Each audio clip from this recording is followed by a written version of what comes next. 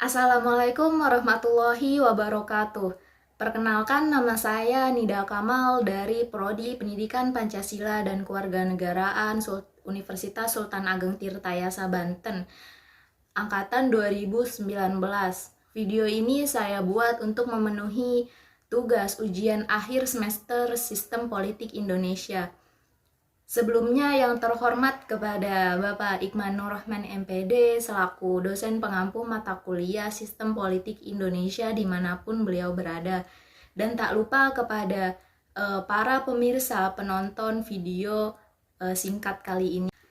Iya, sebelumnya di sini saya akan sedikit menjelaskan apa yang saya pahami dari apa yang telah saya baca, yaitu tentang buku 1 berjudul Post-Truth. Dan di sini saya akan sedikit menjelaskan ataupun memahami isi buku tersebut dari apa yang saya pahami. Yaitu bab 2 tentang penolakan sains sebagai peta jalan untuk menuju post-truth. Nah, di sini sebelumnya saya mengucapkan mohon maaf apabila dalam penyampaian saya atau dalam tutur kata saya itu sekiranya kurang baik dan mohon dimaklum. Ya, di sini yang mana kita tahu yaitu post-truth itu pasca kebenaran. Nah, post-truth ini dimana diramalkan oleh para ilmuwan, oleh para peramal untuk dalam ilmu sains ini untuk beberapa dekade terakhir. Nah, namun yang kita tahu dalam ilmu sains tentunya harus berdasarkan apa hasil ilmiah yang dilakukan di lapangan. Nah, untuk uji hasil ilmiah ini pada sekarang ini secara terbuka itu ditolak ataupun dipertanyakan oleh para legionon ahli yang juga kebetulan mereka sendiri itu menolak dari apa yang peramal katakan gitu kan untuk beberapa dekade terakhir ini. Nah, pada dasarnya segala hasil ilmiah itu tentunya harus dilaksanakan uji coba kembali dengan teliti oleh para ilmuwan yang telah menekuninya atau ilmuwan yang telah melakukan percobaan tersebut.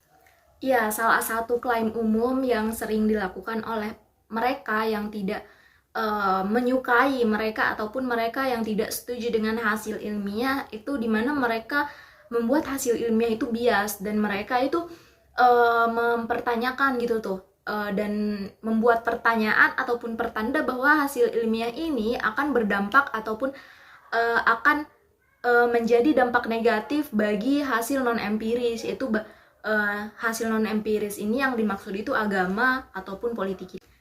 Iya, sebenarnya ya kalau kita melihat di mana fakta empiris ini pun bisa menjadi bukti kuat untuk menunjukkan bahwa teori ini tuh ataupun sains itu mampu ataupun sesuai dengan apa yang telah para ilmuwan teliti. Nah, namun lagi dan lagi bagi mereka yang menolak teori ataupun hasil ilmiah ini itu tetap mempertahankan ideologis mereka sendiri dengan kedok ataupun dengan atas nama keterbukaan dan keadilan. Nah, tentunya gagasan-gagasan tersebut itu gagasan-gagasan yang mereka tuangkan karena ketidaksukaan mereka terhadap hasil ilmiah ini itu memiliki tujuan untuk bagaimana melemahkan teori empiris ini kepada halayak luas bahwa tidak benar ataupun teori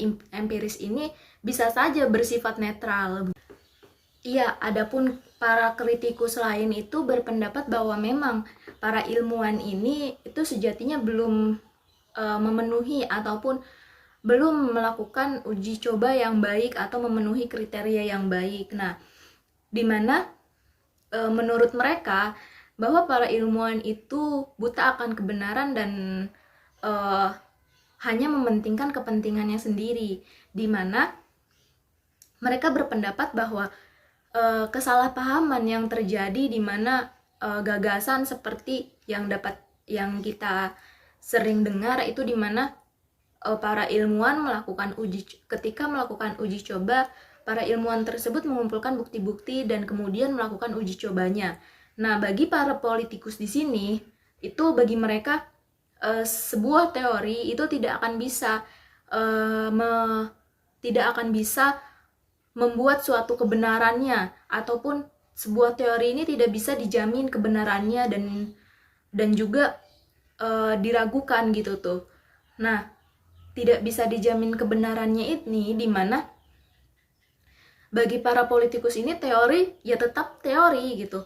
Kelak nanti teori ini di masa depan itu akan dibantah oleh teori yang lain gitu.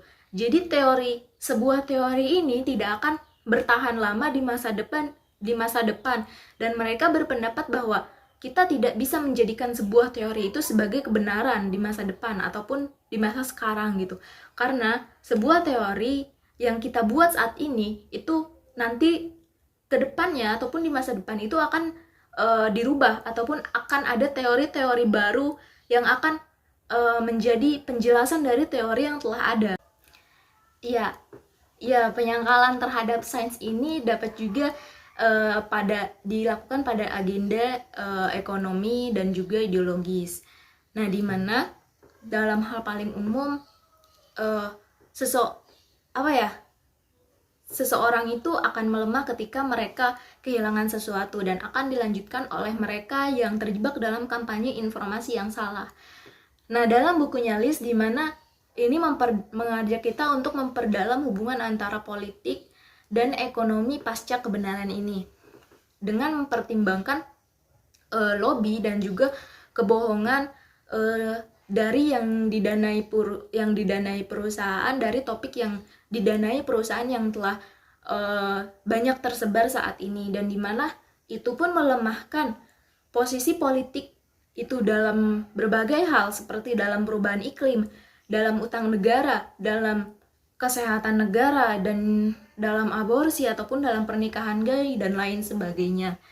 Ya, dari beberapa hal yang telah disampaikan, di mana dapat kita ambil pelajaran dari kasus-kasus penolakan sains ini, di mana tidak bisa hilang dari politisi kita saat ini, di mana bahkan seseorang pun tidak perlu menyembunyikan strateginya lagi gitu.